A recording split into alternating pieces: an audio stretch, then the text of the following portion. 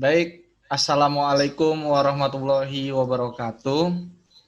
Eh, Pertama-tama, Waalaikumsalam warahmatullahi wabarakatuh. Alhamdulillahirrahmanirrahim. Puji syukur kehadirat Allah Subhanahu wa Ta'ala yang telah memberikan kesempatannya kepada saya dan kawan-kawan semua untuk melakukan kegiatan mengenai penyuluhan perikanan dengan judul penggunaan Daphnia sp sebagai pakan induk pada pemijahan ikan cupang beta SPP. Jadi judul ini merupakan salah satu judul proyek mandiri yang saya lakukan dan sudah dilakukan sampai selesai. Baik, langsung saja ke pendahuluannya, di mana ikan cupang ini merupakan salah satu komoditas ikan hias yang banyak digemari masyarakat dari berbagai kalangan.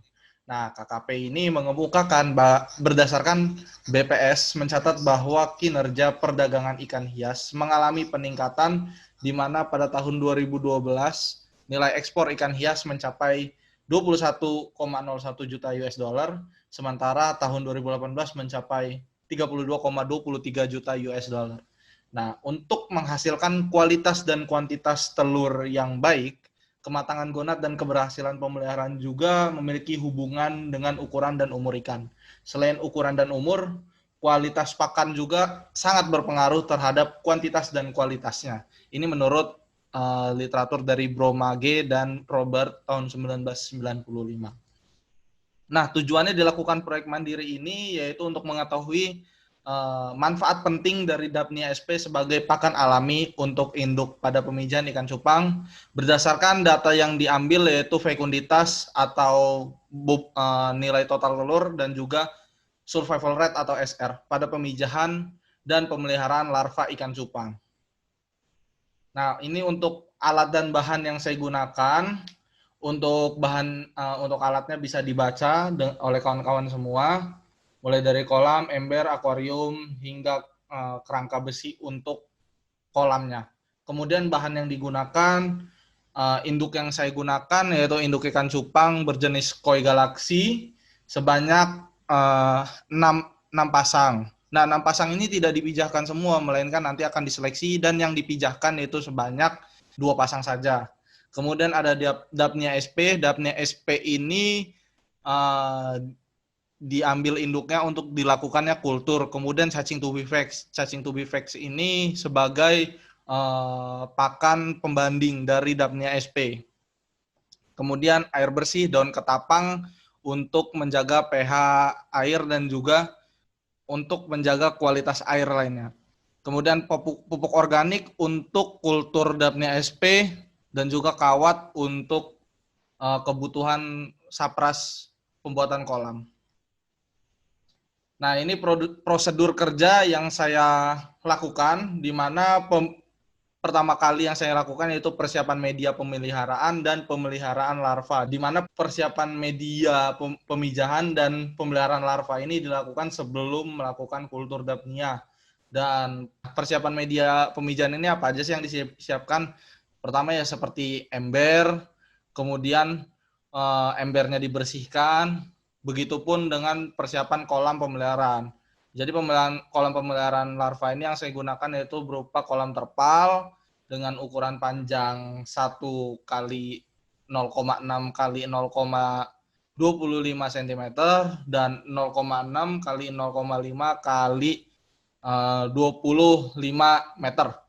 Kemudian setelah itu kita melakukan kultur Daphnia sp. Kemudian melakukan pemeliharaan induk. Nah, pemeliharaan induk ini dilakukan selama 7 hari, di mana 3 pasang diberi pakan cacing sutra dan 3 pasangnya lagi diberi pakan Daphnia sp. Jadi Daphnia sp ini sebagai pakan yang dibandingkan dengan si cacing sutra. Kemudian setelah 7 hari pemeliharaan induk, nah setelah itu saya melakukan seleksi induk. Nah, seleksi induk ini guna untuk mendapatkan kualitas induk yang terbaik, induk yang layak untuk dipijahkan. Sehingga dari 3 pasang induk yang digunakan untuk yang diberi pakan Daphnia sp, diambil 1 pasang. Begitupun induk yang diberi pakan cacing sutra. Jadi 1 pasang. Nah, setelah itu kami melakukan penjodohan sebelum melakukan pemijahan. Nah, penjodohan ini dilakukan satu malam. Setelah itu induk memijah. dengan memasukkan induk betina ke dalam wadah induk jantan. Proses pemijahan ini berlangsung cukup cepat, yaitu sekitar 1-2 hari. Setelah itu melakukan pemeliharaan larva. Ketika telur sudah menetas, kita melakukan pemeliharaan larva, di mana pemeliharaan larva yang saya lakukan ini selama 40 hari. Nah, 40 hari ini saya lakukan pemeliharaan larva dengan melakukan pemberian pakan pada hari ketiga, di mana pada hari ketiga ini larva diberi pakan Daphnia sp yang disaring. Jadi yang melewati lubang saringan itulah Daphnia sp yang bisa diberi pakan. Untuk Daphnia sp ini diberikan pakan mulai dari hari ketiga hingga umur 30 hari. Nah, setelah umur larva mencapai 30 hari, larva mulai diberi pakan cacing sutra hingga hari ke-40 pemeliharaan. Nah, berikut ini hasil dari kegiatan budidaya saya. Nah, untuk pembahasannya sendiri, hal yang dapat mempengaruhi perbedaan fekunditas tersebut yaitu terdapat pada nutrisi pada pakan alami yang digunakan. Bromage dan Robert pada tahun 1995 dalam Satyani 2003 mengatakan, faktor lain yang mempengaruhi fekunditas dan produksi larva adalah adanya mikronutrien yaitu vitamin dan karoten. Kandungan vitamin seperti vitamin A, C, D, dan E pada pakan alami baik kutu air seperti Daphnia, cacing tubipex maupun larva nyamuk menurut Zonevate 1991 adalah cukup baik. Tetapi lain halnya dengan karoten yang dimiliki kutu air, kandungannya cukup tinggi. Sementara cacing sutra dan jentik nyamuk merupakan pakan yang miskin akan karoten. Nah, ini merupakan nutrisi yang ada di pakan alami. Seperti di Daphnia sp memiliki protein sebesar 60,12%. Sedangkan cacing tubipex hanya 53,77% dan jentik nyamuk 67,8%. Untuk lemaknya, Daphnia sendiri merupakan pakan alami yang paling rendah kandungan lemaknya. Serat kasarnya 2,58% dan abu 4,76%. Berbanding jauh dengan cacing tubipex dan juga jentik nyamuk. Mungkin jentik nyamuk memiliki protein yang sangat tinggi dibandingkan Daphnia sp, namun untuk kadar lemak jentik nyamuk juga sangat tinggi, yaitu sebesar 14,60%. Perhitungan populasi awal benih didapatkan dengan melakukan perhitungan populasi pada saat larva berusia 2 minggu. Populasi larva yang didapat sebanyak 499 ekor, di mana itu pada pemijahan 1 dan 446 ekor pada pemijahan 2. Sedangkan populasi benih pada akhir yaitu sebanyak 489 ekor dan 431 ekor. Faktor yang mempengaruhi kematian pada fase pemeliharaan benih ini yaitu dikarenakan kegiatan pemindahan larva dari ember ke dalam kolam terpal yang berdampak stres dan berujung kematian pada larva. Sekian presentasi dari saya. Apabila ada yang ditanyakan, dipersilahkan. Izin bertanya.